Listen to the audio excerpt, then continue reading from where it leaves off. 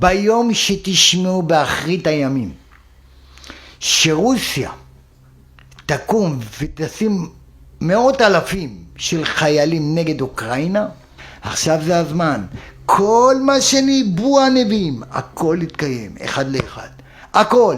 תבינו, אנחנו נמצאים, אני חוזר עוד פעם, במלחמת גוג ומגוג. שאנחנו כבר גם בחזון דניאל אפשר לראות, יש לנו סימנים מהתנ"ך הרבה יותר גדולים שאנחנו סמוכים לתקופת הגאולה. כתוב שאז הקדוש ברוך הוא יעמדו רגליו על הר הזיתים. מלחמות הם רק סימן, אני מאמין בביאת המשיח. Shalom חברים, מה שלומכם? הכל בסדר? Pessoal, o trecho do vídeo que vocês acabaram de ver é o que está acontecendo agora mesmo em Israel e é o que está sendo falado pelos principais líderes do judaísmo. A cúpula judaica tem falado insistentemente sobre profecias após os últimos acontecimentos entre Rússia e Ucrânia e também sobre os demais países que têm se juntado a toda essa situação com o passar do tempo. Bom, eu mesma traduzi esses vídeos, estou compartilhando com vocês, porque tanto entre o meio cristão como entre os judeus, nunca se falou tanto em cumprimento de profecias como nos últimos tempos. E claro, eu separei as partes mais interessantes, relevantes e que talvez possa aí acrescentar, agregar algo no seu conhecimento também. אבל אני יודע שזה קרוב וקרוב מאוד. מי שיש לו תכנונים של העולם הצעצוע הזה, תוציא את כל התכנונים שלך ותתחיל לקדש את עצמך. שיגיע המשיח, מוריי ורבותיי, זה לא צחוק.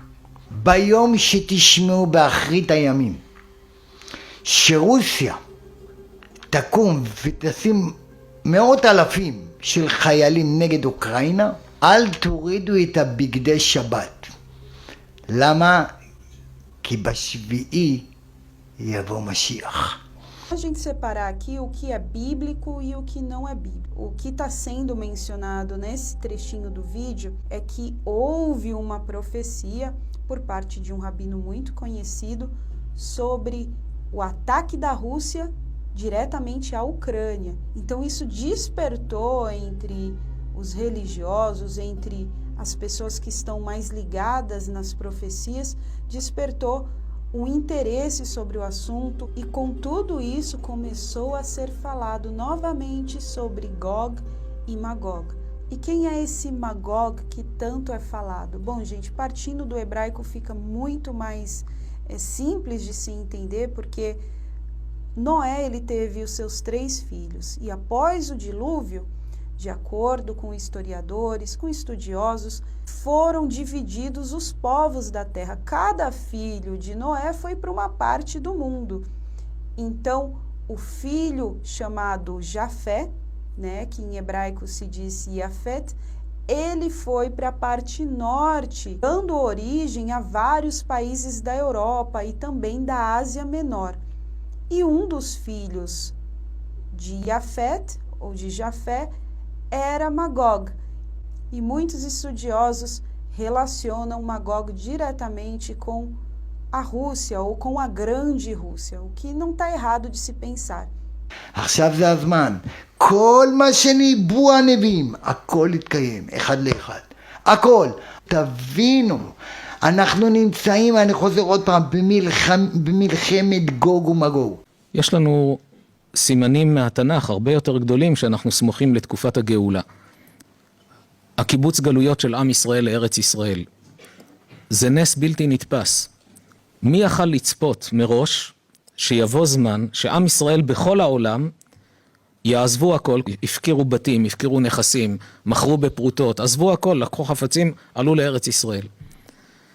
זו נבואה שהתגשמה, שהקדוש ברוך הוא אומר לירמיהו הנביא, הנני מביא אותם מארץ צפון וקיבצתי מירכתי ארץ, בם עיוור ופיסח הרע ויולדת יחדיו. לא רק בריאים יעלו, גם אנשים מוגבלים, נשים הרות, נשים יולדות, אנשים עיוורים, אנשים נכים. והוא מדבר מירכתי ארץ. פעם זה לא הובן, היו חמורים, גמלים, איך יעלו כל אלה לארץ? עיוורים, נכים. הקדוש ברוך הוא נתן חוכמה לבני אדם להמציא מטוסים, ואתה רואה מטוס נוחת בארץ, ומי יוצא משם? רק בריאים, עיוור, פיסח, הרע, יולדת, כל אלה עולים לארץ. זו נבואה הרבה יותר חזקה, וזו נבואה מהתנ"ך. 20 שנה עם ישראל חיכה ליום שיעמדו ליד הכותל. ואנחנו ככה בקלות יכולים ללכת, להתפלל. זו תקופה היסטורית שכל הסימנים מראים שאנחנו קרובים ממש לתקופת הגאולה.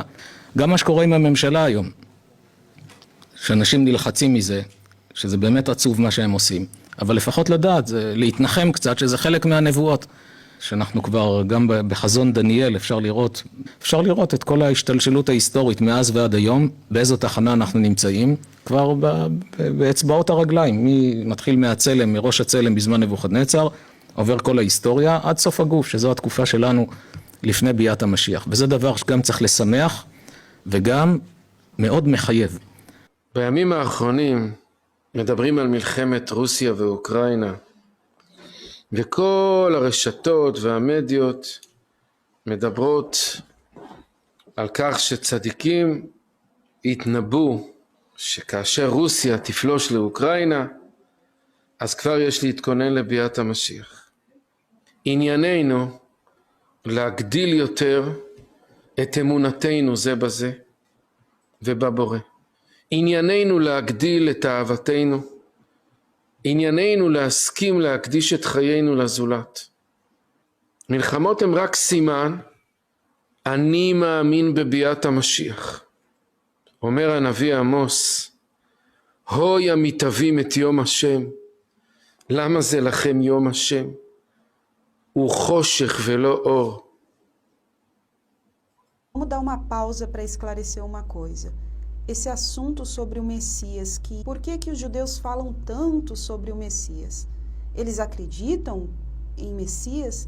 A resposta é sim, acreditam em um enviado de Deus. A grande diferença é que eles não acreditam que esse Messias seria Jesus. E ao mesmo tempo que os cristãos acreditam que Jesus retornaria, os judeus estão aguardando a primeira vinda do Messias. E como seria esse Messias? Esse Messias, na cabeça de todo judeu, seria um líder que traria a paz, que uniria os povos, que acabaria com as guerras do mundo todo e que libertaria Israel de todos os seus inimigos. E por fim, seria aquele responsável da construção do terceiro templo, devolvendo aí a atividade do templo, o serviço dos sacerdotes, do sumo sacerdote, os sacrifícios. Bom, gente, isso que eu estou falando para vocês não é algo da minha cabeça ou algo que eu li sobre esse tema. Não, é algo que eu vivi. Eu vivi entre os judeus e conheço qual é o pensamento que eles têm. Então, por isso eu estou passando isso para vocês. וכמו שתיארנו במשך כל השנים שגוג ומגוג תבוא, יהיה מלחמה בין אומות העולם בינם לבין עצמם, ואחרי שהם יעשו כך וכך ויהיה פצצות אטום והכל וימותו כולם, 70 אומות העולם יבואו להילחם בישראל. נו, מה הסיכוי שלנו? נו. אנחנו כמו פפיון במזרח התיכון. מה זה מדינת ישראל? ככה כמו סרדין במפה. בעיה למחוק אותנו. אבל כתוב שבאותה שעה, כשיבואו אומות העולם, ואספתי את כל הגויים אל ירושלים למלחמה, כתוב שאז הקדוש ברוך הוא יעמדו רגליו על הר הזיתים, ואז הוא יצא הוא בכבודו ועצמו למלחמה נגד כל אומות העולם. אל נקמות אדוני. אנחנו קרובים מאוד מאוד מאוד. איך ננצל בגוג ומגוג?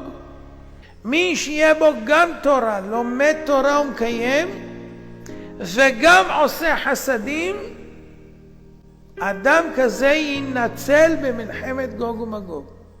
Bom, mas a pergunta é, por que estão relacionando os últimos acontecimentos com profecias bíblicas? Porque a Bíblia menciona por diversas vezes que do norte viria o mal contra Israel, que nações do mundo inteiro se juntariam para destruir a Terra Santa, mas Deus interviria nesse acontecimento. Mas, gente, para finalizar esse assunto, o que foi que Jesus falou sobre isso?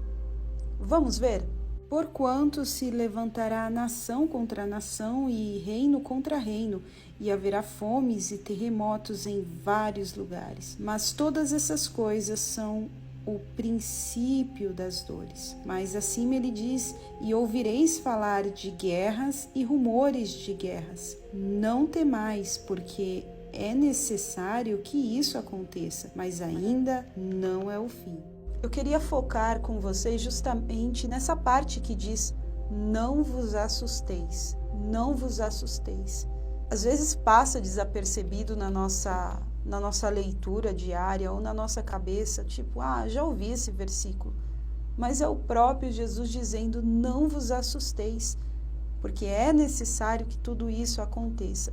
Você vê que Jesus diz que não é o fim, enquanto muitos judeus, cristãos, identificam esses últimos acontecimentos como o fim de todas as coisas, Jesus deixa bem claro que esse é o princípio de dores e não o fim delas. É interessante que Jesus só menciona o fim quando ele fala do evangelho ser pregado a toda criatura. Se a gente parar para analisar, pessoas do mundo inteiro estão se deslocando de suas residências, de suas casas, principalmente pessoas ali que estão nesses países que estão sendo ameaçados, não somente a Ucrânia, mas outros países que também estão sendo ameaçados de serem atacados.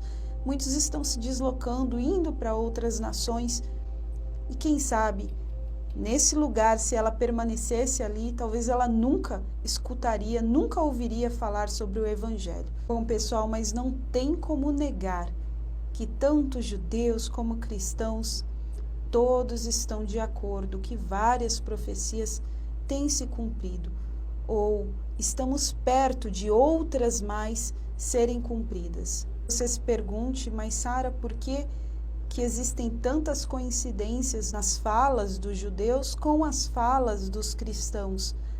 Porque eles sim têm acesso à Bíblia Sagrada, a mesma que você tem, com a diferença que eles não acreditam no Novo Testamento, nem acreditam na vinda de Jesus. Pelo contrário, o Novo Testamento, ou em hebraico, Habrita Hadashah, ela é tida como um livro antissemita, um livro que conta mentiras, um livro que é proibido, tá certo? É claro que se você procurar, você vai encontrar em Israel, mas tem que ser em um lugar específico. Você não entra numa livraria, numa biblioteca e você encontra ali à venda. Não é algo assim tão fácil e é um mito que existe entre a população, que se você ler, você vai estar trazendo maldição para si, você vai estar negando a Deus, infelizmente. Bom, pessoal, esse foi mais um vídeo. Eu deixo para vocês um Lehitraot. Lehitraot é até a próxima em hebraico. Lembrando que se você gostou desse conteúdo, você acredita que isso te acrescentou algo, não esqueça de compartilhar com alguém, tá bom, gente? Então, até mais. Lehitraot.